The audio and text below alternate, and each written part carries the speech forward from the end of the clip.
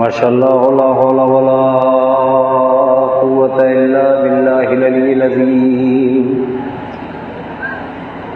औज़ु बिल्लाहि मिनश शैतानिर रजीम। बिस्मिल्लाहिर रहमानिर रहीम। अल्हम्दुलिल्लाहि रब्बिल आलमीन वस्सलातु वस्सलाम अला अशरफिल अंबिया वल मुरसलीन अबिल कासिम मुहम्मद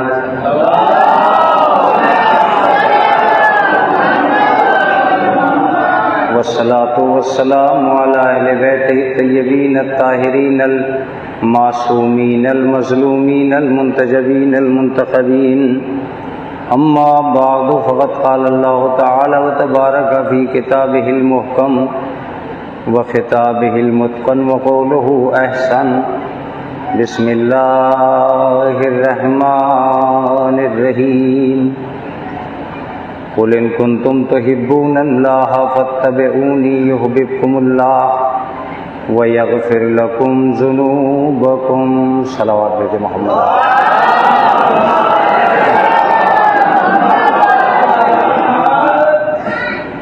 हज़रत गिरामी क़द्र, ये आपकी इस बस्ती का अज़ीम तरीन प्रोग्राम, जिसमें आग के मातम की एक तारीख़ जो एक तवील सफ़र से आशना हो चुकी है और अज़ादारी इमाम मज़लूम में साल दिन गिनते गिनते जोश व खरोश में एक इजाफ़ा के लिए उस दिन को मुअय्यन किया गया है, जिसका सरवर साहब ने एक ज़िक्र अपनी एक किताब में किया है, जो आज के लिए इस आग के मातम का वजूद कैसे हुआ, कैसे वो आज जो बुज़ुर्ग हैं वो कल नौजवान थे, उन्होंने किस किस के वसीले से कहाँ कहाँ से इस आग के प्रोग्राम को इस बस्ती के लिए मुअय्यन किया, ये सरवर साहब ने ज़िक्र किया है और आप उसको देख सकते हैं। पटना से आते में मुझे भी वो किताब देखने का मौका मिला। अज़ीज़ान गिरामी, मैं इस वक्त आपकी खिदमत आलिया में जिस आये करीमा के ज़रिए से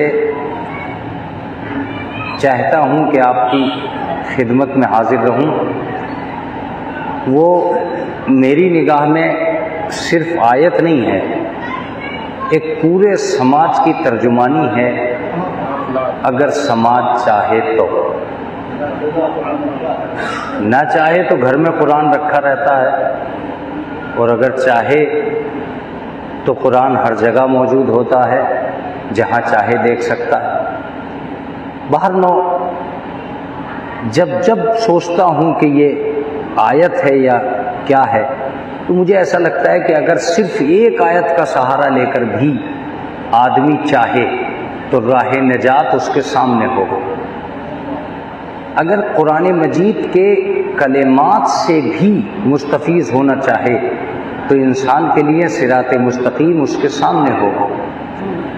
अगर आदमी कुरान के ज़रिए से आगे बढ़ना चाहे तो हर जुमला, हर कलेमा कुरान का इंसान को क़यामत तक साथ देने का वादा कर चुका है, बशर्ते कि वो कुरान मजीद से मुत्तसिल होना चाहे। अब मैं आयत का तर्जुमा इस यकीन के साथ आपकी खिदमत आलिया में अर्ज़ कर रहा हूँ कि एक तालिब इल्म की मेहनत और उसके ज़रिए से पहुँचने वाले मफ़ाहीम पे आपका लफ्ज़ साद काम ज़रूर करेगा। इरशाद होता है कि मेरे हबीब, जो लोग आपके सामने दावाए मोहब्बत खुदा कर रहे हैं, उनसे कहिए कि वो आपका इत्तबा करें, आपकी पैरवी करें। अगर वो ऐसा करेंगे, युहब्बिबकुमुल्लाह, अल्लाह तुमसे मोहब्बत करेगा। मेरी गुफ्तगू तमहीदी रहेगी, मैं आगाज़ में इस आयत पे रहूँगा, फिर उसके बाद जब मफ़ाहीम होंगे जुदागाना हो जाएंगे। सवाल ये पैदा होता है कि कुछ ऐसे लोग जो खुद रसूल अल्लाह के सामने ये कह रहे हैं कि हम खुदा से मोहब्बत करते हैं, और अल्लाह उनसे कहता है कि तुम इताअत रसूल कितना करते हो। अगर तुम इताअते रसूल करते हो तो बात सच है, फिर हम भी तुमसे मोहब्बत करेंगे। लेकिन अगर तुम इताअते रसूल ही नहीं करते तो इसका मतलब ये कि तुम खुदा से मोहब्बत ही नहीं करते। मेरा आपसे कोई सवाल नहीं है, आयत में सीधे सीधे दाखिल होने के लिए एक ही चीज है कि जब दावाए मोहब्बत खुदा रसूल अल्लाह के सामने न चला,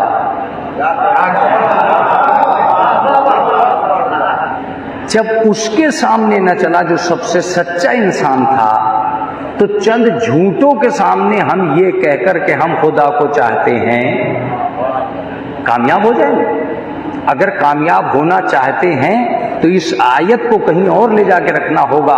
ये आयत कुरान में नहीं होनी चाहिए। कुरान में आयत ये कह रही है कि ये जो दावा कर रहे हैं कि हम खुदा से मोहब्बत करते हैं, इनका दावा इतना ही सच्चा होता जितना ये कह रहे हैं, तो फिर ना अल्लाह इनसे ये कहता कि तुम इताअत रसूल करो, न दूसरी लाइन पैदा करता। मैं दूसरी लाइन का लफ्ज लेकर आपकी खिदमत आलिया में आया, तब आप में सन्नाटा पैदा हुआ का मौलाना दूसरी लाइन कौन सी है? यकीनन यही एक लाइन है जो सारे काम करा रही है कि हम खुदा को चाहते हैं, इसीलिए हम सारे काम कर रहे हैं, नेकियां कर रहे हैं, बिरयानियां बना रहे हैं, कौरमे लगा रहे हैं, खैरात कर रहे हैं, सारे कारनामे हम इसी लाइन पर खड़े रहकर कर रहे हैं कि हम अल्लाह को चाहते हैं। लेकिन यकीन मानिए कि क्या ये लाइन वाकईन इस लायक है कि इस पे बहुत देर तक खड़े रहें? देखिए, एक लाइन को मिटाना भी बहुत मुश्किल होता है और चलती हुई लाइन को रोकना भी बहुत मुश्किल होता है। लेकिन अजीजान गिरामी, अगर वाकईन ये लाइन बहुत अच्छी है, अगर वाकईन ये लाइन बहुत अच्छी है, तो मैं आपसे हाथ जोड़कर अपील करता हूं कि इस लाइन में फिर अच्छे ही होने चाहिए थे, बुरे नहीं होने चाहिए थे। मुझे जो पढ़ना था मैं पढ़ चुका हूं।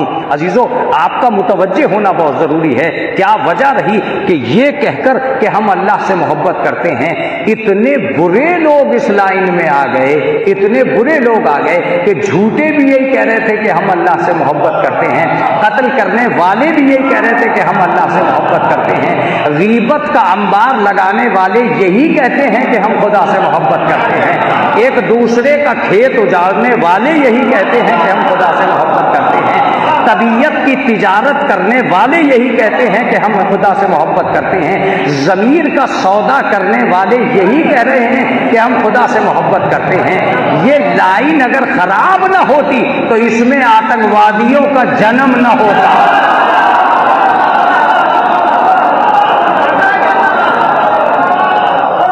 अगर ये लाइन बहुत अच्छी है, अगर ये लाइन वाकई इस लायक है कि इसी में रहकर सुरखरू हुआ जाए, तो मैं अपने बच्चे से कहूंगा आराम से रहो, चैन से बिस्तर बिछा के रहो, कोई टेंशन नहीं है। लाइन बहुत प्यारी है, सब लोग इसी को पकड़ के चल रहे हैं कि हम खुदा से मोहब्बत करते हैं, मगर वाकईन मेरे अजीजों, अगर हम मजलिस में बैठे हैं तो हमें सोचना पड़ेगा। अगर हम कुरान पढ़ते हैं तो हमें गौर व फिक्र करना होगा कि वाकईन ये लाइन इतनी खराब हो जाएगी कि इसमें आतंकवादी पैदा हो जाएंगे, तो इसका मतलब कोई और लाइन जरूर होगी जो बिल्कुल खराब नहीं है, जो बिल्कुल खराब नहीं है। मैं उसकी तरफ इशारा करूंगा और इशारा कर भी चुका हूं। मेरे अजीजों का मुतवज्जे होना बहुत जरूरी है, मुतवज्जे रहिएगा। ये कहीं ना कहीं सोचना पड़ेगा कि लाइन कितनी बिगड़ गई। अगर बहुत अच्छी लाइन है तो इसमें तालिबान क्या कर रहे हैं? ये जो आज का दौर है, क्या ये आयत उसका तर्जुमा कर पा रही है? ये तालिबान क्या कर रहे हैं? मैंने किसी शायर से पूछा ये तालिबान का सही तर्जुमा क्या है? उस शायर का जवाब सुन लीजिए, बहुत अच्छा जवाब है। और जवाब सुनकर ही बड़ी, एक सलवात पढ़ते हैं मोहम्मद वाले मोहम्मद। जवाब सुनकर आपकी तबीयत खुश हो जाएगी, चूंकि जवाब बड़ा अच्छा सा था, मैं भी आप तक पहुंचा दूं। उसने कहा कि तालिबान का तर्जुमा है बुग़्ज़े अबू तालिब।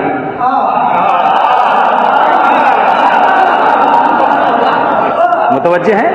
तालिबान का तर्जुमा है बुग़्ज़े अबू तालिब। मैंने कहा भाई ये क्या तुमने बात कही यार, बुग़्ज़े अबू तालिब तालिबान का तर्जुमा? कहा बिल्कुल तालिबान का तर्जुमा बुग़्ज़े अबू तालिब है। कल अगर उसके सही इस्लाम को मान लिया होता तो आज इनके बुरे इस्लाम को न मानना पड़ता। क्या जुमला था, क्या जुमला था वाकई। आदमी ने जनाबे अबू तालिब के उस अच्छे इस्लाम का इनकार किया जो इस कायनात में राइज हो जाता तो शायद तालिबान जैसे को पैदा होने का मौका न मिलता। मगर कल जब साहिबान अक्ल खिरद ने उसके इस्लाम का इनकार कर दिया जो सच्चे रास्ते पे था, तो अब जितने लोग इस्लाम लेके आ रहे हैं वो वही हैं जो बुरे रास्ते पर हैं। ये तालिबान बुग़्ज़े अबू तालिब का नतीजा ना होता तो शियों की मस्जिद में बम फटता नहीं, लोग मरते नहीं। एक सलावत पढ़ते मोहम्मद वाले मोहम्मद।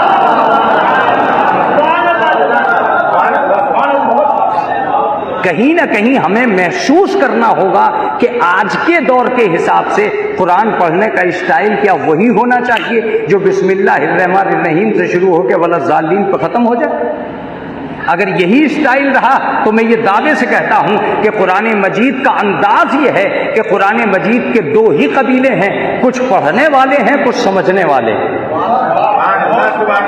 मैं शायद बात कह नहीं पा रहा हूं, कुछ पढ़ने वाले हैं, कुछ समझने वाले हैं। ये तय है कि पढ़ने में भी सवाब है, समझने में भी सवाब है, लेकिन पढ़ने वालों के गुमराह होने के इम्कान है, समझने वालों के गुमराह होने के इम्कान नहीं। पढ़ने वालों के गुमराह होने के इम्कान है, समझने वालों के गुमराह होने के इम्कान नहीं है। मैदाने मख्तल में जो लोग कुरान लिए खड़े हैं वो कुरान की मुखालफत कर रहे हैं, वो कुरान के खिलाफ कर रहे हैं। जरा सोचिए अगर कुरान का पढ़ना वाकईन ऐसा ही होता कि हम इसे मोमिने मिन्ना मान लेते, मोमिने कामिल मान लेते, तो ये कुरान पढ़ पढ़ के इंसानों के गले काट रहा। ये दौर जब आएगा तब ये मजलिस काम आएगी जो मैं आपकी खिदमत आलिया में एक तालिबे इल्म होकर एक फिक्र की तरफ रवाना कर रहा हूं अपने बच्चे को, कि तब ये बात काम आएगी कि कितनी पामाल हो चुकी है ये लाइन कि हम खुदा से मोहब्बत करते हैं। झूठे ये कह रहे हैं कि हम खुदा से मोहब्बत करते हैं, मक्कार ये कह रहे हैं कि हम खुदा से मोहब्बत करते हैं, गद्दार ये कह रहे हैं कि हम खुदा से मोहब्बत करते हैं, बातिल पर रहकर ये कह रहे हैं कि हम खुदा से, चोर उचक्के, गुंडे, हाली, मवाली यही दावा कर रहे हैं। रसीद बुक का कद न बढ़ता अगर ये लाइन न होती।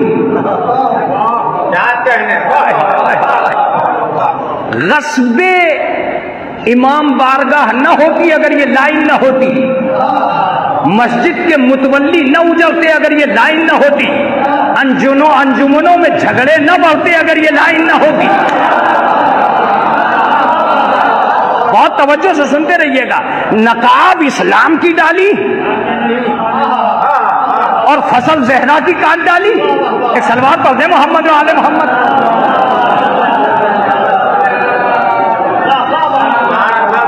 हम खुदा से मोहब्बत करते हैं, आप हमें चंदा दीजिए। हम खुदा से मोहब्बत करते हैं, आप हमारी अंजुमन में आ जाइए। हम खुदा से मोहब्बत करते हैं, आप हमारा नौहा सुनिए। हम खुदा से मोहब्बत करते हैं, आप हमारा ये कीजिए, आप हमारा वो कीजिए। वो एक जुर्म हो गया यार खुदा से मोहब्बत करना। खुदा से मोहब्बत क्या कर रहे हैं? तुम्हारे कबीले से बाहर न जाए, तुम्हारी हैकड़ी में आ जाए। खुदा की कसम, अगर दुनियाए इंसानियत में ठेकेदारी का शौक न होता तो दीन में फिरके बनते ही नहीं। तुम बोलो या मत बोलो, मैं तो ऐसे ही बोलता हूं। एक सलावत पढ़ दे मोहम्मद वाले मोहम्मद।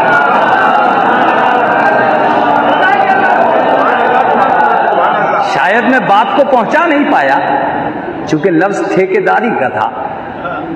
ठेकेदारी का शौक है जो सच्चे इंसान से झूठ बुलवा देता है। ये ठेकेदारी ही का शौक है जो मिल्लत को चौराहे पे खड़े रह के बेच देता है।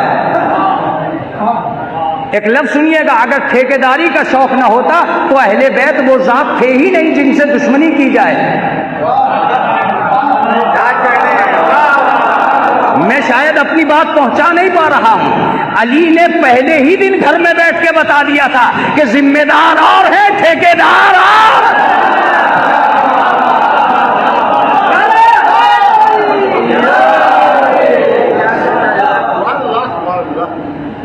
एक अजीब लाइन है साहब कि हम अल्लाह से मोहब्बत करते हैं। अबे अल्लाह से मोहब्बत करते हो तो क्या मतलब, कुछ क्या कर लिया? ये लाइन इतनी बिगड़ गई। अब चूंकि ये 50वां साल है, भीखपुर है, आग का मातम होने जा रहा है, जवान बिल्कुल आमादा है, उस लम्हे में मैं एक लफ्ज कह के जाऊंगा कि मजलिस तो अपनी जगह है, मगर मेरा लफ्ज अगर पहुंच गया मेरे जवान तक तो मैं शायद अपनी जगह एक तालिबे इल्म होकर कामयाब हो जाऊंगा। शायद करबला इसीलिए हुई थी कि दुनिया को एक लाइन पहचानवा सके। कुरान में एक और लाइन पाई जाती है, युहिब्बुकुमुल्लाह, अल्लाह तुमसे मोहब्बत करेगा। इसका मतलब लाइनें दो हैं, मजलिस होने जा रही है, लाइनें दो हैं। कुछ वो हैं जो खुदा से मोहब्बत करते हैं, कुछ वो हैं जिनसे खुदा मोहब्बत करता है।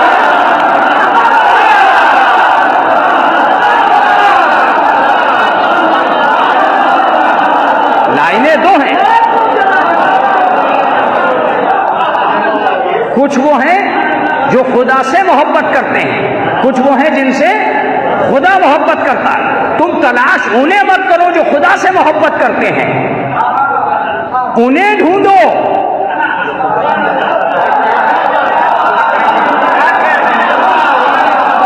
जिनसे खुदा मोहब्बत करता है। तुम कबीला बंदियों में बंद होकर अपने दीन को बर्बाद मत करो। ये तबीयत के चहीते तुम्हें न जाने कौन सी डगर पे ले जा रखेंगे। तुम उनकी सफों में क्यों खड़े होते हो जो खुदा को चाहते हैं और जुल्म और अन्याय और अत्याचार कर रहे हैं? तुम उन्हें क्यों नहीं ढूंढते जिन्हें खुदा चाहता है? का मौलाना थ्योरी क्या है, प्रैक्टिकल क्या है, मीजान क्या है? मीजान ये है कि झूठा तो ये कह सकता है कि मैं खुदा को चाहता हूं, खुदा किसी झूठे के लिए नहीं कह सकता कि मैं झूठे।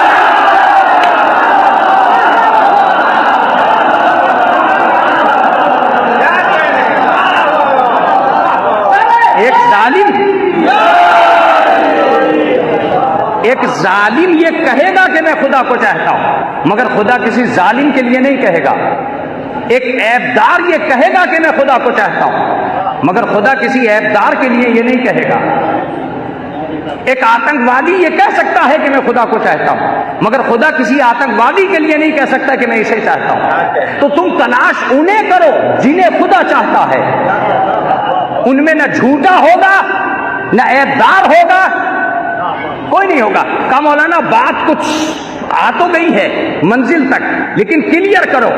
अब मैं क्लियर करके चुप हो जाऊंगा और तुम बोलते रह जाओगे। शायद करबला इसीलिए हुई थी कि दुनिया पहचान ले कौन खुदा को चाहता है, किसे खुदा चाहता है।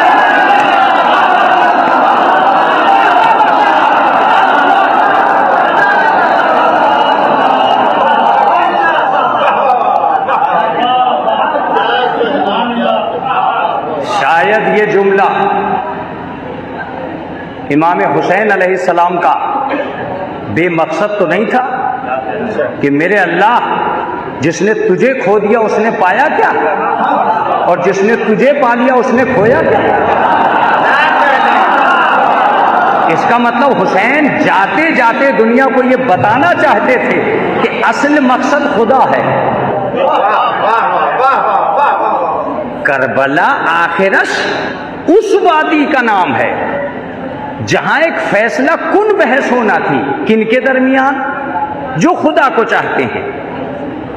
कौन है जिसे खुदा चाहता है?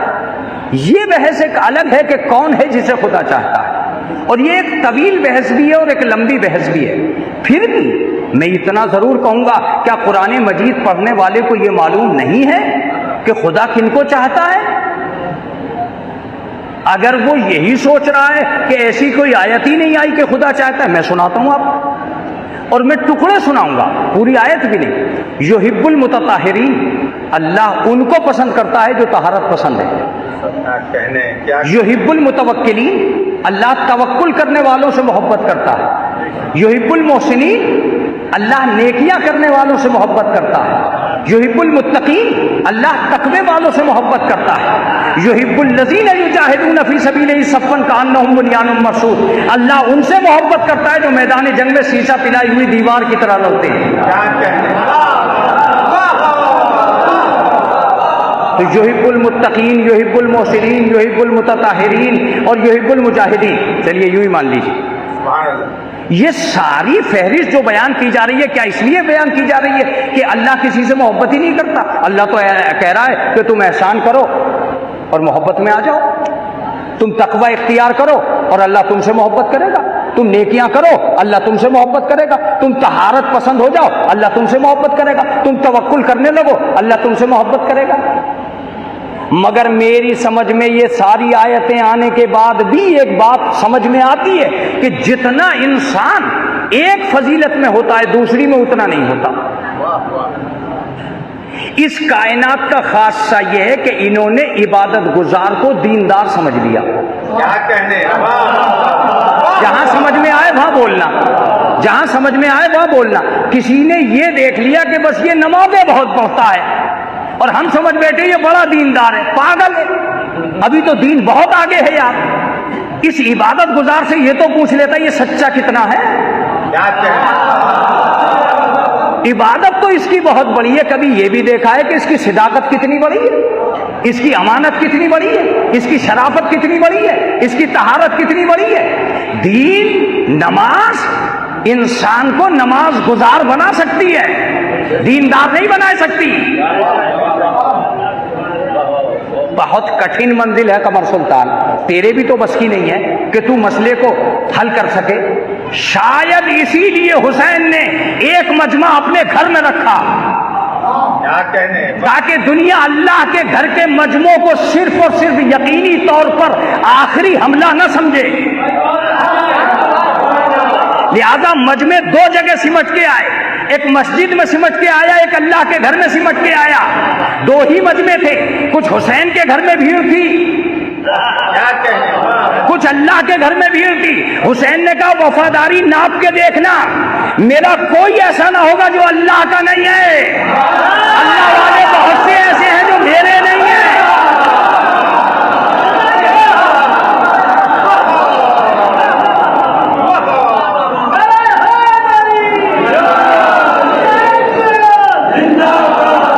लिहाजा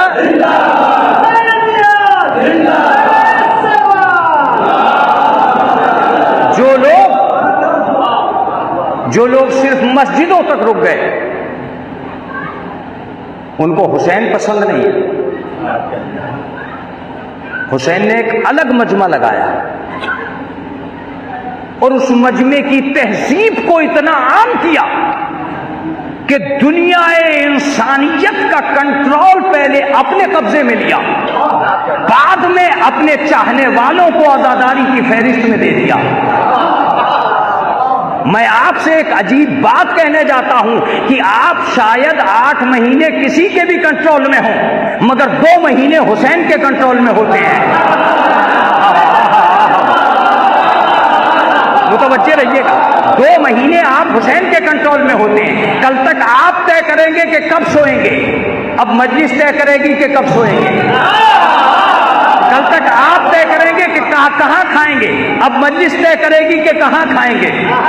कल तक तुम सोचते थे जमा कैसे करेंगे, मुहर्रम तुमसे सुचवाता है खर्च कैसे करेंगे।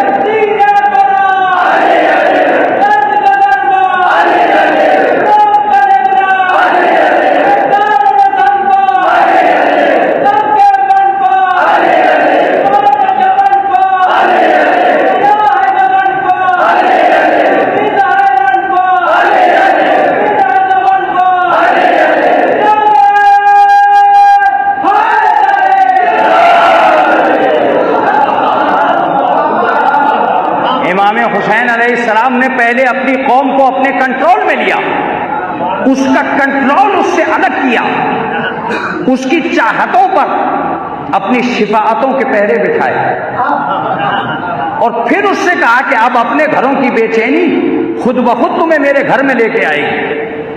मुझे कोई जरूरत नहीं थी कि मैं तुम्हारे घरों में अपना घर बनाता, मगर मैंने तुम्हारे घरों के दरमियान अपना घर इसीलिए बनवाया है कि कौम की तहजीब इमाम की तहजीब से अलग न हो जाए। कमर सुल्तान ये बात तो खुश हो, और ये होनी थी, इसलिए कि तुम ये क्या ले बैठे तहजीब और वो तहजीब। देखिए, मजलिस नाम है दो तहजीबों का एक जगह आने का। क्या कहने, वाह। एक आपके घरों की तहजीब है और एक हुसैन के घर की तहजीब है। आप अपने घर से चले हुसैन के घर में आ गए, हुसैन के घर से चले अपने घर चले गए। ये दो तहजीबें हैं जो मजलिस करवा रही हैं, आपके घर की तहजीब, यहां की तहजीब। बस मैं ये चाहता हूं कि मेरा बच्चा मजलिस करने से पहले इस लफ्ज को एक तालिबे इल्म के जरिए से कबूल कर ले। तुम क्या चाहते हो, घर की तहजीब यहां लाना चाहते हो या यहां की तहजीब घर ले जाना चाहते हो?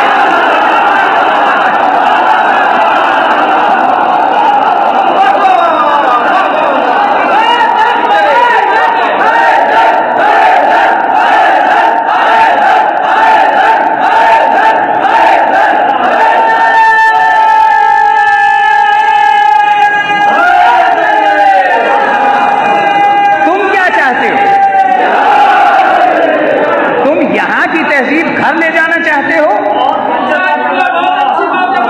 या घरों की तहजीब यहां ले जाना चाहते हो? नतीजा सुन लीजिएगा और नतीजे के बाद ही फैसला कीजिएगा कि इन दोनों बातों में क्या फर्क है।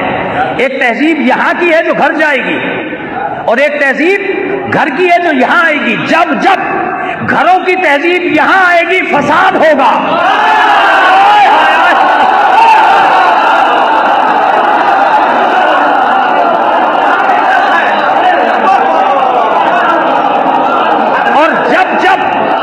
हुसैन की तहजीब घर जाएगी, इत्तेहाद होगा। मैं इत्तेहाद को बाद में बताऊंगा, पहले फसाद को बता दूं। जब तुम अपने घर से चले थे तो तुम नंबरदार बन के चले कि अज़ादार बन के चले?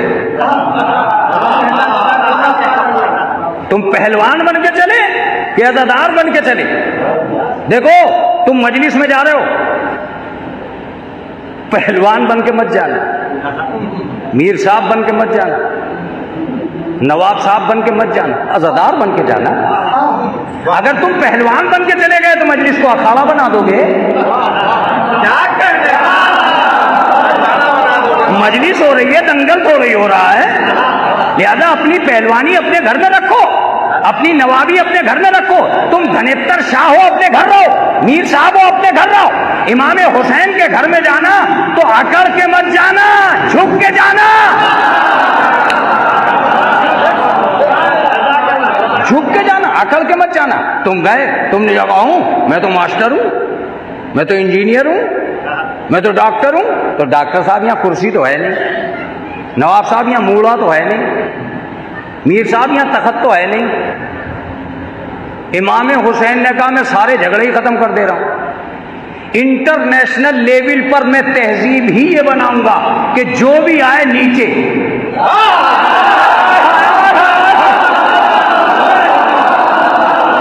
अमेरिका में, लंदन में, जापान में पैसा है मगर कुर्सियां नहीं है, नीचे बैठो। ए मौला, नीचे का मेरे नाम पे बैठ के तो देख, सबसे ऊंचा हो जाएगा।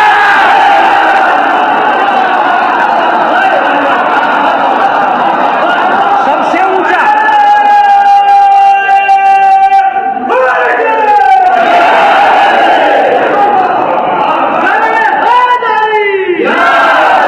मेरे नाम पे बैठा है।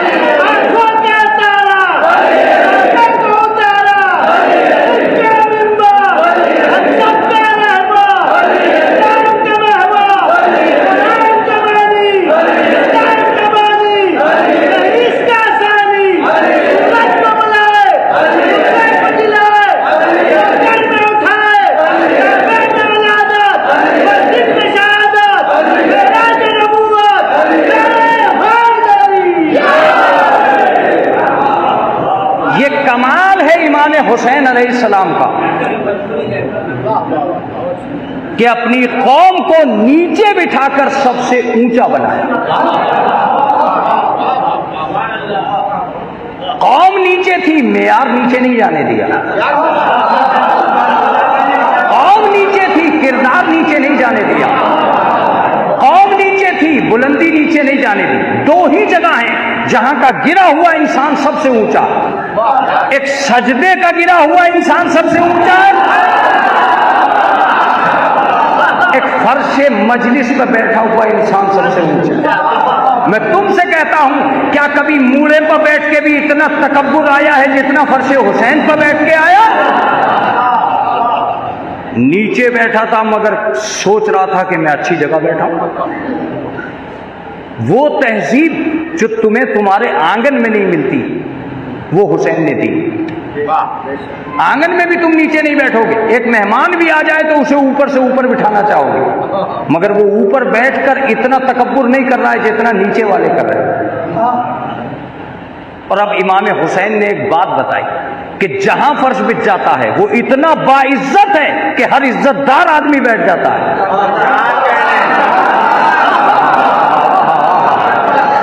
मैं तो लफ्ज कहकर गुजर जाऊंगा, जो उर्दू वाले होंगे वो समझेंगे। सोचो, जब हम फर्श बिछाकर जमीन का मुकद्दर बदल देते हैं तो जमीर का मुकद्दर क्यों नहीं बदलेंगे? जमीर चेंज क्यों नहीं करेंगे? जमीर की हैसियत क्यों नहीं चेंज करेंगे? नहीं, एक अज़ादार का मतलब यह था कि इमाम हुसैन ने कंट्रोल अपने हाथ में लिया। जो कल तक सोच रहे थे कि हम जमा करेंगे हर शहर में जाके, आज हर शहर से आके सोच रहे हैं कि हम खर्च कैसे करें। कल गोशे गोशे में जाते थे कि इकट्ठा करो, आज गोशे गोशे में आ रहे हैं नियाज दिलाओ, खर्च करो। वो इंसान जो कंजूसियों की जद में था, अज़ादारी ने आते ही उसे सखी बना दिया।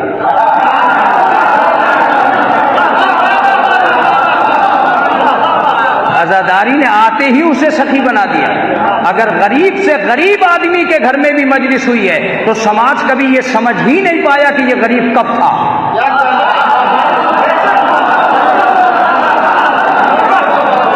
समाज कभी नहीं समझ पाया कि ये गरीब कब था।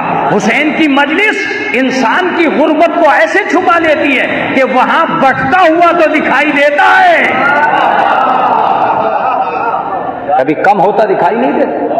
एक अजीबो गरीब कैफियत है ये कि जिसमें मैं कहता हूं कि हमें रुक जाओ, नियाज कर ली है, अब बस खत्म करो, तब रुक भी तुम ही बांटोगे। क्या कर रहे हो तुम? कहा मौलाना एक ही नाम तो है जिसके नाम पर लुटाने में भी मजा आता है। मैंने कहा क्यों? कहा ये हुसैन है। हुसैन यहां लुटाने वाला आबाद है, लूटने वाला बर्बाद है।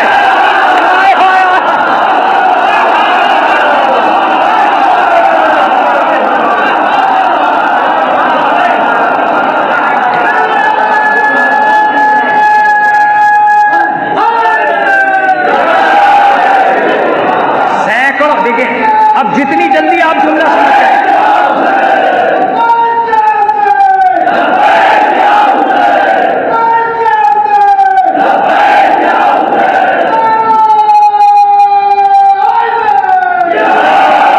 अब जितनी जल्दी आप जुमला समझ जाए उतनी जल्दी अच्छा है। सैकड़ों लोग हैं जो इमाम बाड़े में चंदा देकर आबाद हो गए और सैकड़ों मुतवल्ली है जो इमाम बाड़े का खा के बर्बाद हो।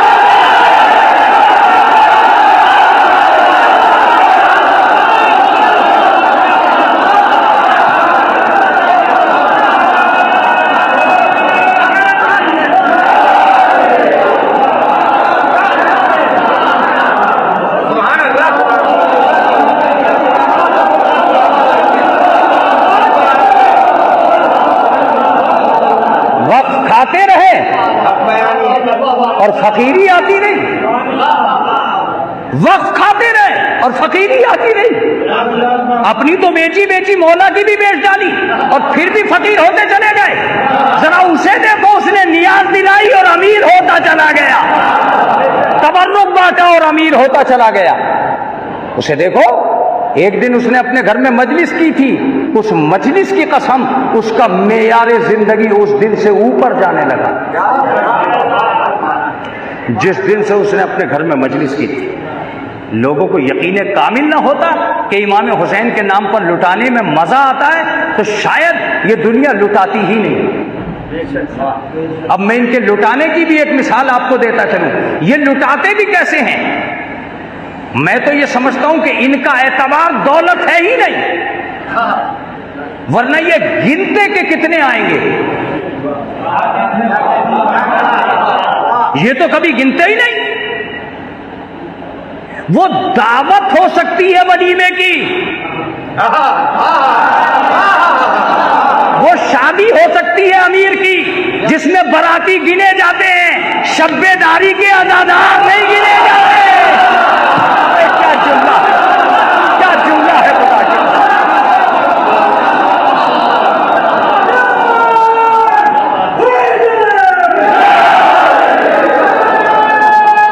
शब्बेदारी के अदादार गिने गए।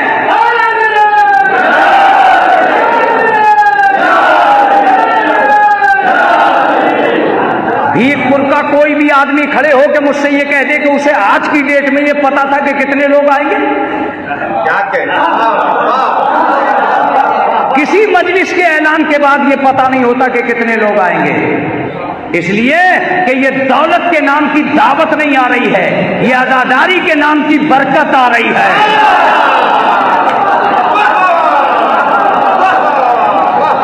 दौलत तो ज़वाल है, बरकत तो ज़वाल नहीं है। दौलत को ज़वाल है, बरकत को ज़वाल नहीं है। का मौलाना बरकत की कोई मिसाल? एक ऐसी मिसाल हम मौलवियों के पास है जो हमने आज तक सुनाई जरूर, मगर लोगों ने मजाक में उड़ा दिया उसे। वो मजाक की बात नहीं थी, तारीख तिबरी ने उसे सच्ची बात कह के लिखा है। दुनिया में एक सूरमा सखी ऐसा भी आया है जिसने आदमी बुलाए 40 और खाना बनाया सिर्फ 13 आदमियों का। क्या कहने, वाह वाह चौकस शिया, चौकस शिया तो खुद ब खुद पहुंच जाता है कि तारीख तबरी क्या कहना चाहता है। जनाबे अबू तालिब ने अपने बेटे से कहा, जाओ मेरे लाल अली 40 पेटू लोगों की दावत करके आओ। मेरे घर में इस्लाम की पहली मजलिस होने जा रही है। क्या कहने, मैंने कहा अबू तालिब, अगर 40 ही आदमियों को तबलीग करनी थी तो आप घर घर जाके बता देते कि भाई आज मेरा भतीजा ये कहना चाहता है। 40 को एक जगह बुलाने की क्या जरूरत थी? का तबलीग घर घर जाके नहीं होगी, हर घर को एक जगह बुला के होगी। नहीं समझ में आई बात? आज अगर सच्चा इस्लाम देखना हो कि सच्चा इस्लाम कहाँ है, तो ये देखना कि कौन घर घर जाके तबलीग कर रहा है, कौन हर घर को बुला के तबलीग कर रहा है।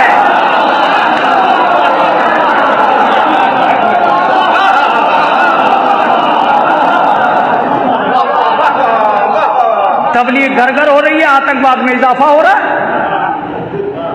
इस्लाम की असली डगर से हट गई तबलीग।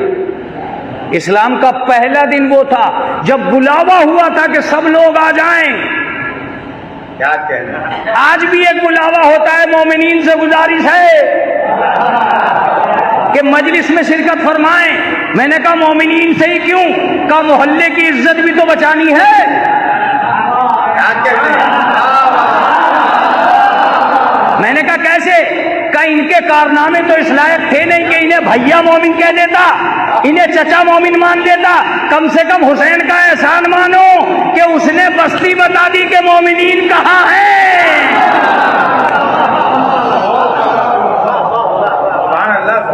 वरना मोमिनीन का तो पता भी नहीं चलता कहाँ रहते हैं मोमिनीन। हो सकता है कि भीखपुर में पहले से पता हो कि यहाँ रहते हैं, चूंकि दावत हर साल होती है, हर महीने होती है, तो दावत की लिस्ट बता देगी। लेकिन पटना में कैसे पता चलेगा? ये हुसैन ही का कमाल था कि पहले ही से गुलजार बाग था कि तुम आ जाओ। हम तो जानते हैं कि तुम्हें तुम्हारे घरों पर कौन गिनता फिरेगा, मगर हम मजलिस कराते ही बता देंगे कि इस बस्ती में इतने मोमिनीन हैं। हम मुर्दों की कौम नहीं रखते जो घरों में दफन हो जाए। हम तो जिंदा लोगों को रखते हैं जो जुलूस के बहाने सड़कों पे आ जाए। तवज्जो दीजिएगा, जो सड़कों पे आ जाए। ये जिंदा कौमों की मिसाल होती है। घरों में घुसना मुर्दा है, सड़क पे आना जिंदगी है और जिंदगी का पता देती है। अजीजों में जो जुमला कहने जा रहा हूं उस जुमले पर तवज्जो दीजिएगा। इमाम हुसैन अलैहिस्सलाम ने कहा कि जरा सोचो, पटना में कितने हैं जाके गुलजार बाग से पूछो, भीखपुर में कितने हैं जाके इमाम बाड़े से पूछो। हर जगह तुम्हें पता चलेगा कि मोमिनीन कहां हैं। मैं बस्तियों का पता दूंगा कि मोमिनीन कहां हैं, मैं निकाल के लाऊंगा अपने नाम पे मोमिनीन कहां हैं। जरा सोच लेना कि जब इस दुनिया में मैं अपने चाहने वालों को छुपने नहीं दे रहा हूं। जी, मुझे उम्मीद थी कि आप बोलेंगे। यहां तो मेरा नाम आया है, महशर में तो मैं खुद खड़ा हूंगा।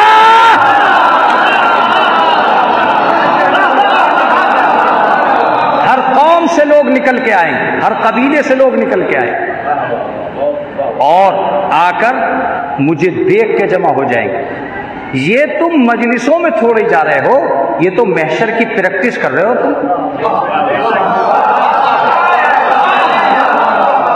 ये तो तुम महशर की प्रैक्टिस कर रहे हो जब आज मेरे नाम पे ये हालत है। लिहाजा मैं अपने हाथ में कंट्रोल रखूंगा।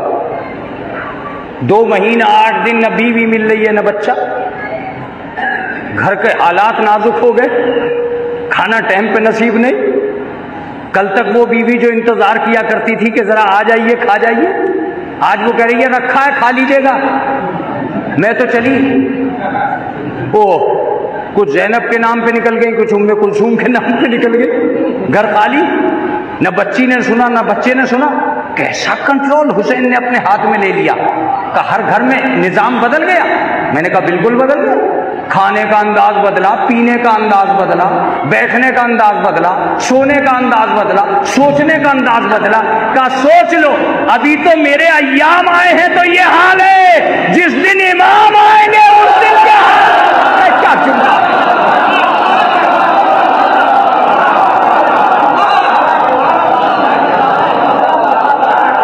अभी तो हर घर का निजाम इसलिए बदल रहा है कि मेरे अय्याम आए। जिस दिन मेरा इमाम आएगा उस दिन घर के हालात का क्या होगा। लिहाजा तुम सोचो कैसा कंट्रोल हुसैन ने अपने हाथों में लिया है। मुतवज्जे रहिएगा, सारी कौमों से अलग मुनफरिद एक कौम पैदा की जिसे शिया कहते हैं, मुनफरिद एक कौम पैदा की जिसे अज़ादार कहते हैं, मुनफरिद एक कौम पैदा की जिसे हुसैनी कहते हैं, मुनफरिद एक कौम पैदा की जिसे मजलूम की यादगार मनाने वाला कहते हैं। जुमला सुनिएगा, सारी दुनिया रंग बिरंगे कपड़ों में उतनी नहीं पहचानी गई जितने हुसैन के अज़ादार काले कपड़ों में पहचाने। तुम्हारी ताकत कम नहीं होनी चाहिए, मैं तुम्हारी ताकत के बल पर पढ़ रहा हूं। काले कपड़े का वो कपड़ा जिसे कोई पसंद नहीं करता था, उसमें मैंने अपनी कौम को इतना उजाले में ले आया,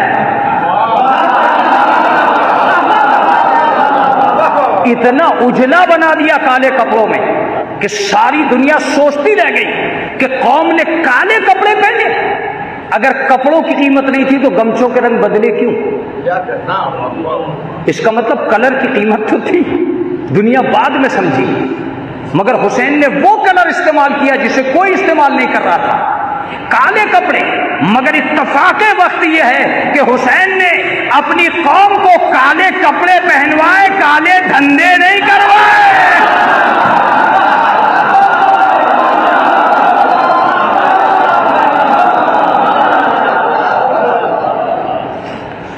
उससे अलग रखा, इधर मत जाना। चुनाचे बहुत सारा नुकसान तो शिया को शिया होने ही में है। क्या जुमला है, शिया को शिया होने ही में नुकसान है। ये बेचारा तो वो बिजनेस कर ही नहीं सकता जिसको इसकी कौम की तहजीब मना करती है, और सब लोग अपनी कौम से आगे बिजनेस करते हैं। ये उन होटलों की तरफ को भी नहीं जाता। मैं एक लफ्ज कहने जा रहा हूं, अगर आप तक पहुंचा सका तो इत्तफाक वक्त है कि दुनिया का कोई आदमी अपनी कौम को इतना गुनाहों से न बचा सका जितना हुसैन ने बचाया। का मौलाना मिंबर से खुश करके जा रहे हो उस्ताद? देखिए, खुश करना अपनी जगह, हकीकत बयान करना अपनी जगह। कितनी देर से बैठे हैं आप मेरे सामने? कम से कम सब सोशखानी वगैरह मिला के, अनवर भाई वगैरह सबको मिला के, एजाज साहब वगैरह समेत एक आध घंटा तो हो ही गया होगा ना। अगर 1 घंटा हो चुका है, मैं नाजिम साहब के, तो मैं तुमसे पूछता हूं, इस घंटे में कौन सा आदमी है जिसने चुगली की है, गीबत की है, किसी ने झूठ बोला है? इसका मतलब यह कि घंटों तक इतने सारे लोगों को गुनाहों से रोके रखना।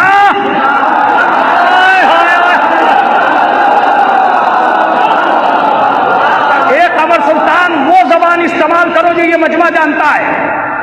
इस मजलिस के अलावा वो घंटा लेके आओ जिस पर मुनकिर नकीर हाथ न डाल सके। क्या कहने? ये पहला घंटा है जो मासूम घंटा है। हर फरिश्ता इसके नामे अमाल में लिख के कह रहा है कि इस 1 घंटे तक इतने लोगों ने कोई गुनाह नहीं किया। इस वक्त न जाने कितने लोग कितनी जगह बैठे हैं, करोड़ों करोड़ लोग इस वक्त मजलिस में बैठे हैं और सबको हुसैन की मजलिस गुनाहों से रोके हुए है। आप बेदार नहीं हैं, आप बेदार नहीं हैं, गुनाहों से रोके हुए। आज भी हुसैन की आवाज आ रही है कि दीन का ठेकेदार बनना और है, जिम्मेदार बनना और।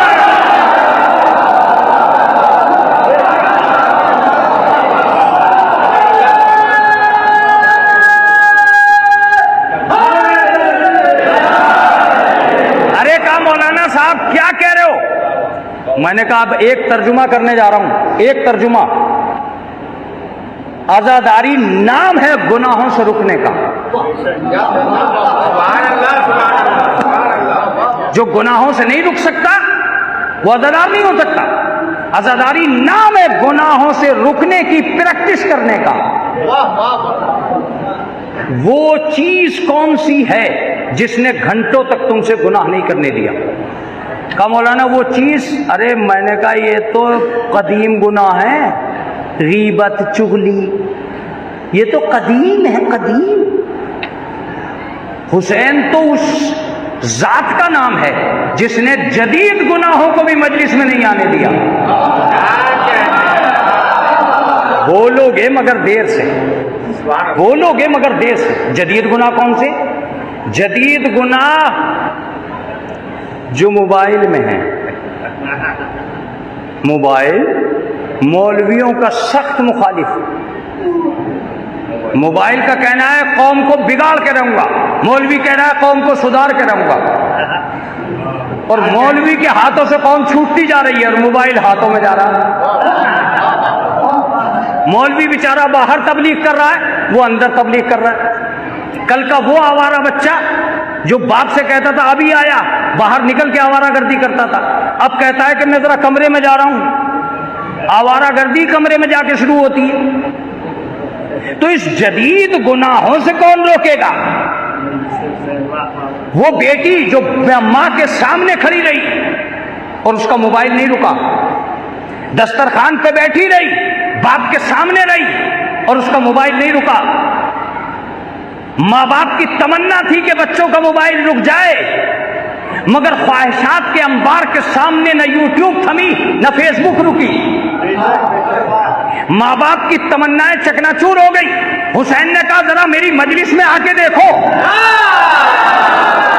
जितने इहाते मजलिस में बैठे हैं, क्या किसी की नजर फेसबुक पे है? कोई यूट्यूब देख रहा है? कोई चैटिंग कर रहा है? नहीं कर रहा है। जिन्हें मोबाइल चलाना होगा वो इमामबाड़े से बाहर रहेंगे। वो इमामबाड़े से बाहर रहते इसलिए है कि उन्हें मोबाइल चलाना है। अब मैं उनका कुछ नहीं कर सकता जो जन्नत में जाना नहीं चाहते हैं।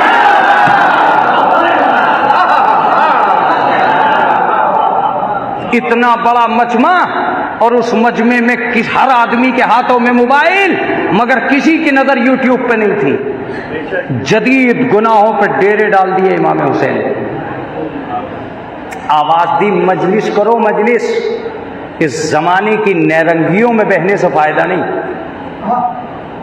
अजीजाने गिरामी, अब आप तहजीब हुसैनियत को देखिए कि किस कदर इमाम हुसैन ने बच्चों को कंट्रोल में रखा। मैं दावे से कहता हूं कि जब इतवार आता है मजलिसें बढ़ जाती हैं। ये क्या कर रही है कौम? एक दिन छुट्टी का मिला था, इतवार आया 3 मजलिसें हो गई। जी माफ कीजिएगा, वो कौमें और हैं जो सैटरडे ही को तय करती हैं कि कल कौन से होटल में गुनाह करेंगे। क्या कहने? ये मेरी कौम के बच्चे हैं जो संडे आते ही तय करते हैं कल कौन सी मजलिस करेंगे।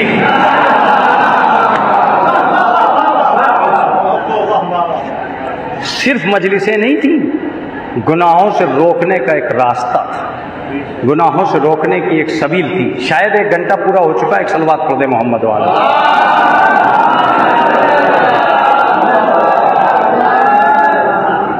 एक आखिरी चीज जो मेरे सामने है और फिर उसके बाद मैं मसाइक की दुनिया में चला जाऊं। मौलाना, इन मजालिस का इन मजालिस का असली मकसद था समाज को जीने के अंदाज सिखा देना, जो तुम्हें तुम्हारे घरों में नहीं आ सकते। तुम 4 भाइयों को बराबर में बिठाते हुए घबराते थे, इसलिए हमने एक घर ऐसा बनाया जहां 1000 को बराबर में बिठाया, ताकि तुम्हें घर में 4 भाइयों को बराबर में बिठाते हुए शर्म ना आए। ऊंच नीच के तबकात को खत्म करना था तो हमने मजलिस में बुलाया। एक मजलिस जो आपके और हमारे पास आती है उसका ये भी मकसद नहीं है कि हम सिर्फ और सिर्फ इमाम हुसैन अलैहिस्सलाम के लिए सोचते रहें। नहीं, मैं तो एक लफ्ज भी कहूंगा जो मेरी अपनी आदत है और मैं अपने उलमा की तकवीयत जो उलमा से मुझे मिल रही है उसके जरिए ही से मैं ये लफ्ज आप तक पहुंचा सकता हूं कि इमाम हुसैन ने न ये कि अहले बैत की अजमत को पहचानवाया है करबला में, इमाम हुसैन ने सबसे ज्यादा दुश्मने आले मोहम्मद को पहचानवाया है करबला में। शायद आप लुत्फ लें या न लें, मैं जल्दी जल्दी में हूं। ये आले मोहम्मद का काम था कि हर कौम की तर्जुमानी कर रहे थे आले मोहम्मद। रसूल मक्के में आए और पहचानवा के गए मुशरिक कैसे होते हैं, मदीने चले गए और बतवा दिया कि काफिर कैसे होते हैं। मुतवज्जे रहिएगा, अली खैबर में गए और पहचानवाया कि यहूदी कैसे होते हैं। जनाबे फातिमा मुबाहिला में गई और पहचानवाया कि ईसाई कैसे होते हैं। एक कौम बच गई थी जिसे कोई नहीं पहचानवा के गया था। हुसैन करबला में आए और पहचानवाया कि मुसलमान कैसे होते हैं। ये लफ्ज जू माना भी था कि मुसलमान कैसे होते हैं। चलिए जू माना नहीं सही तो आप इसे एक ही माना में ले लीजिए, लेकिन इतना जरूर है अजीजों कि इमाम हुसैन अलैहिस्सलाम का एक मकसद ये था कि दुश्मन बेनकाब हो जाए। जितनी ताकत तुम में हो लगा लीजिएगा। एक तालिब इल्म अपनी जिंदगी तुम्हारे हवाले कर रहा है।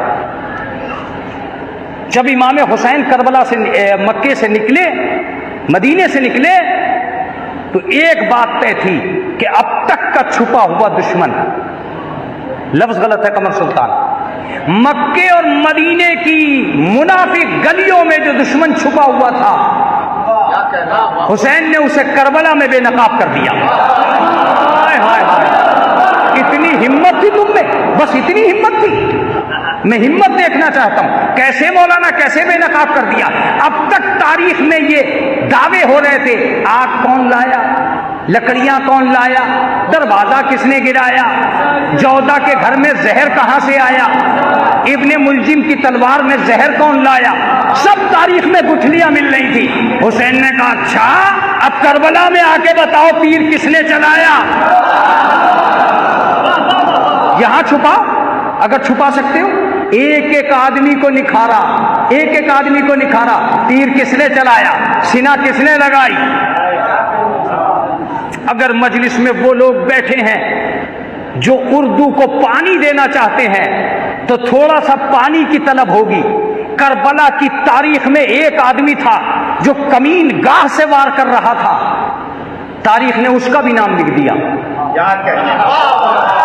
मैं तो पहले ही कह रहा था कि उर्दू की मैयत कहीं भी पड़ी हो सकती है, उस पर कफन डालने वाले बहुत कम हैं। का कमीन गाह का मतलब, कमीन गाह का मतलब होता है जहां कमीना ये सोच के वार करता है कि मुझे कोई देख नहीं रहा है। क्या कहने हैं? अगर वो खुद ये सोच रहा था कि मुझे कोई देख नहीं रहा है, उसका तारीख में नाम आना इस बात का सबूत है कि करबला कमीनों को छुपने नहीं दे रही थी। हाय हाय हाय।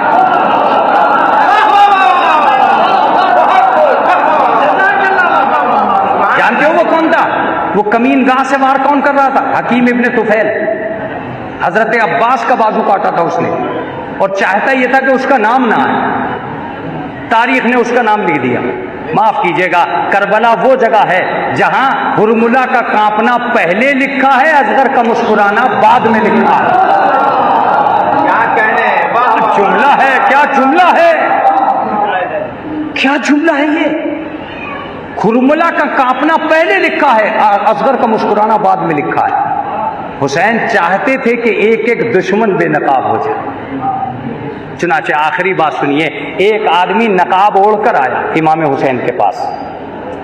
इमाम हुसैन ने उससे कहा जरा नकाब तो हटा, ये सुनी हुई बातें होनी चाहिए आपकी, जरा चेहरे से नकाब तो हटा।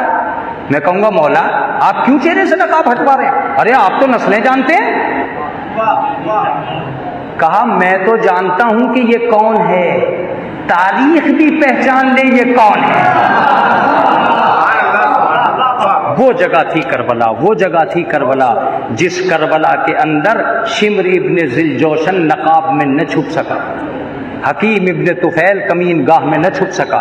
मैं एक लफ्ज कहता हूं, यजीद के हिमायतियों की फहरिस्त इतनी मुरत्तब नहीं है जितनी हुसैन के दुश्मनों की फहरिस्त मुरत्तब है। क्या कहने हैं? क्या जुमला, बहुत अच्छा जुमला है। अगर दुश्मन मुअय्यन नहीं होते तो मुख्तार इंतकाम न ले पाते।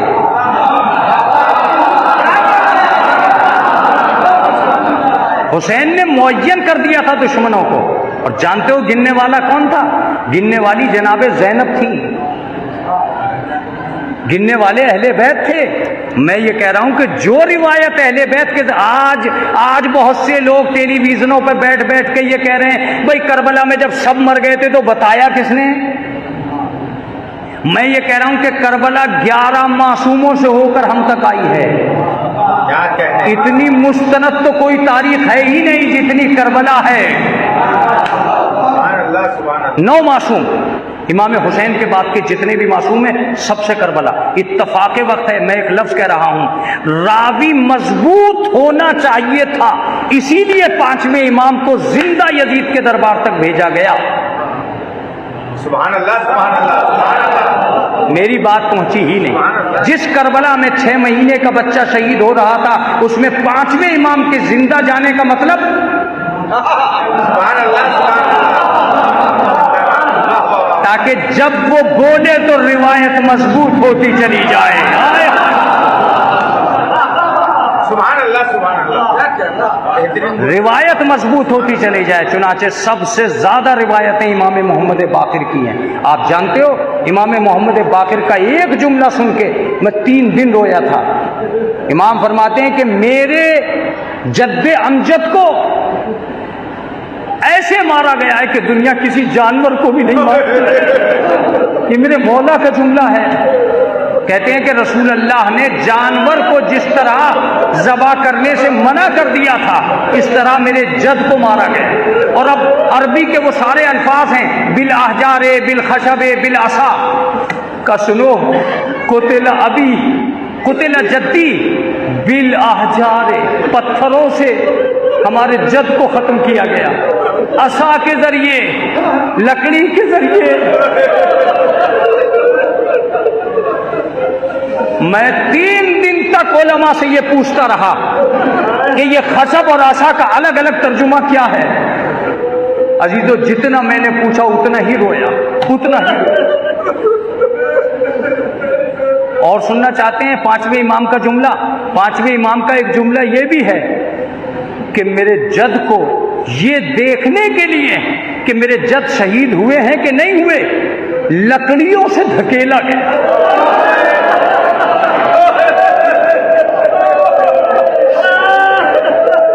अल्लाह। अजीजों, मेरा रोना, आपका रोना सब अपनी जगह है, सब अपनी जगह है। मेरा रोना, आपका रोना। मगर मैं ये कहता हूं कि वो अज़ादार जो इमाम हुसैन अलैहिस्सलाम के गम में मुसलसल रो रहे हैं, मैं उन्हें तसल्ली कहां से दिलाऊंगा कि करबला किसे कहते हैं? करबला वो समंदर है जिसमें मुझ जैसे न जाने कितने लोग आकर निकल जाएंगे और ये कयामत तक ऐसे ही चलती रहेगी। ताहम मैं तुमसे बस एक बात कहता हूं कि क्या तुमने पूरी करबला सुन ली है? तो तुम ये कहोगे अगर सुन ली होती तो ये मजलिस न कर रहे होते। मैंने जाकिरीन से पूछा क्या तुमने पूरी करबला पढ़ दी है? तो उन्होंने कहा अगर पढ़ दी होती तो दूसरी मजलिस न पढ़ते। मैंने मुअर्रिखीन से पूछा क्या तुमने पूरी करबला लिख दी है? तो मुअर्रिखीन का जुमला सुनो कि करबला में कलम उतनी तेज नहीं चल रहा था जितनी तेज मसाइब चल रहे थे। मैं तो कभी कभी मजलिस तमाम कर देता हूं इस जुमले पर, जितनी तेजी से मसाइब चल रहे थे। मैंने पूछा ऐसा क्यों? का सुनो, हम ये तो गिन सके कि हुसैन के जिस्म पर जख्म कितने थे। तारीख ये ना गिन सकी कि सज्जाद के दुर्रे कितने लगे।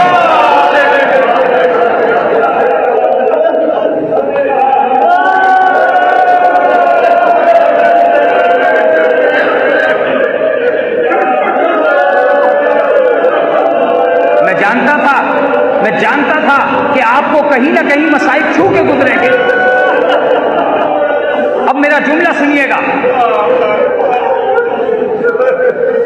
रावी कहता है कि हमने ये तो गिना कि हुसैन अकबर की लाश पे जाते हुए 72 जगह गिरे, मगर ये ना गिन सके कि शाम तक ज़ैनब कितनी जगह गिरी।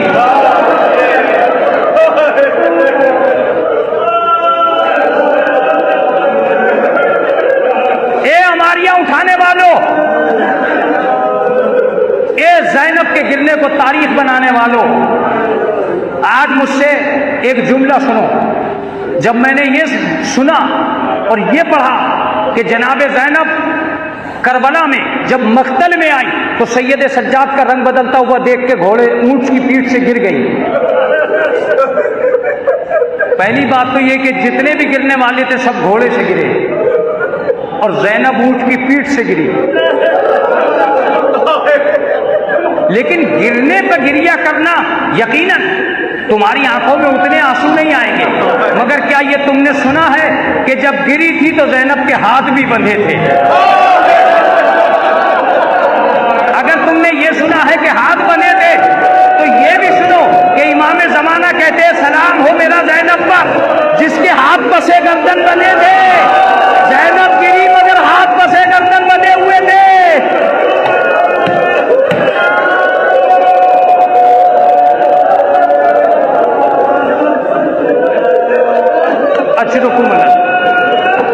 अजीजों, इस मजलिस के आग के मातम से पहले एक रिवाज ये पाया जाता है कि हम शहजादा अली असगर को सलाम करते हैं। दो अलम गहवारे के साथ होंगे, वो गहवारा तुम्हारे करीब आ रहा होगा। जब गहवारा करीब आए तो रबाब को निगाहों में रखना, फिर रोना। और एक जुमला और सुनो जो शेख मुर्तज़ा मुताहरी, सैयद मुर्तज़ा मुताहरी ने अपनी किताब में हैरत अंगेज वरक कह के बंद कर दिया। मैं भी तुम्हें जवाब नहीं दे पाऊंगा, लेकिन कहते हैं कि सैकड़ों उलमा हुसैन की जरी पे आकर एक ही सवाल करते थे कि मौला, जिनकी कब्र करबला में नहीं बनी थी उनकी कब्र तो है, मगर जिस शहजादे की आपने कब्र बनाई थी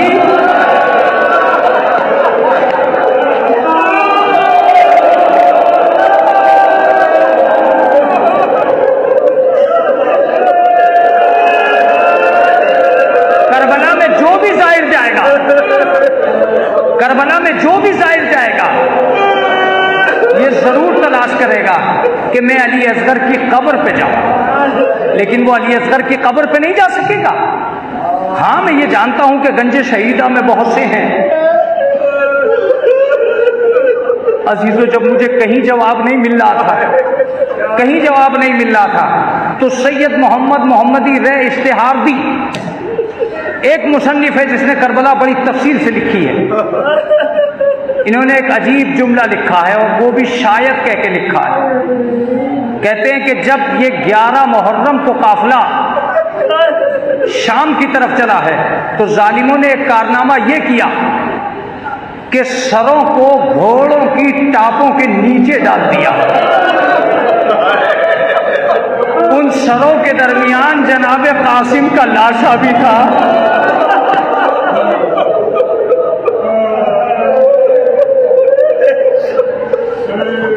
मैं अपनी मजलिस को तमाम कर चुका हूं। निशानाते कब्र उनके मिलते हैं जिनके बदन थे,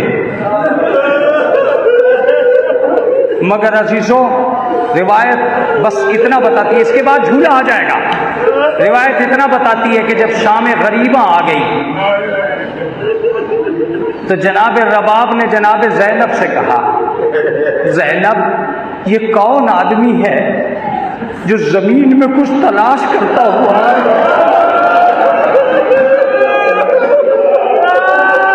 जनाब ज़ैनब ने फिज़ा से कहा, फिज़ा जाओ और जाके देखो ये क्या कर रहा है।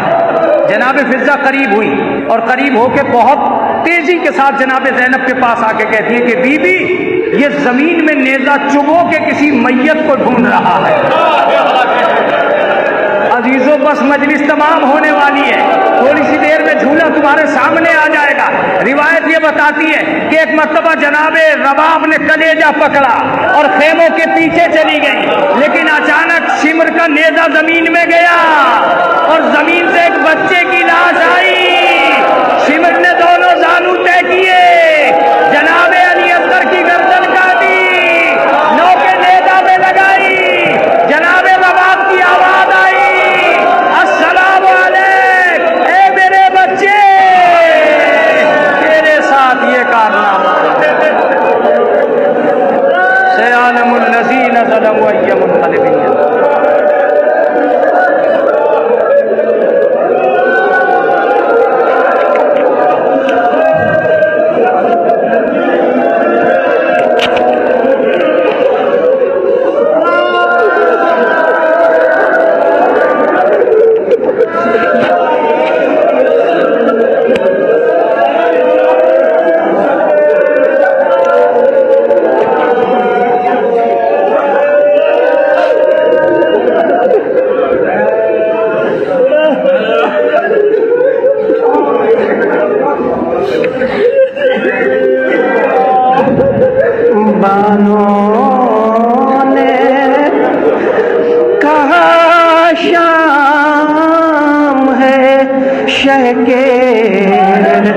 खबर आजा,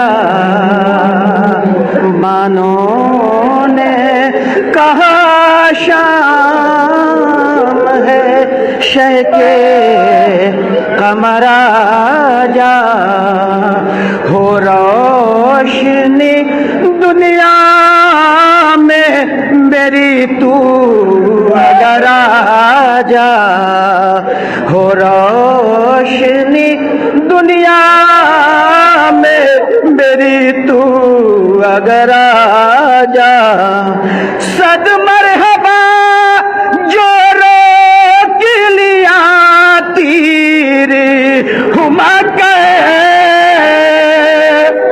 सद मरहबा जो रोक लिया तीर हुमा कहे, माखो भरी पोशाक बदल दे अगर आजा, बनों ने कहा शाम है शह के कमर आजा, याद आते हैं जिस वक्त तेरे बाल झड़ूले, खलकत में तेरी फटता है मेरा जिगरा जा। बानों ने कहा शाम है शह के कमर आजा। तकिया है ना बिस्तर तुझे नींद आएगी क्यों कहे। तकिया है ना बिस्तर तुझे नींद आएगी क्यों कर। तुरबत का मका छोड़ के अम्मा के घर आजा। तुरबत का मका छोड़ के अम्मा के घर आजा। बानों ने कहा शाम है शह के कमर आजा। हो रोशनी दुनिया में मेरी तू अगर आजा। हुसैन हुसैन हुसैन हुसैन हुसैन।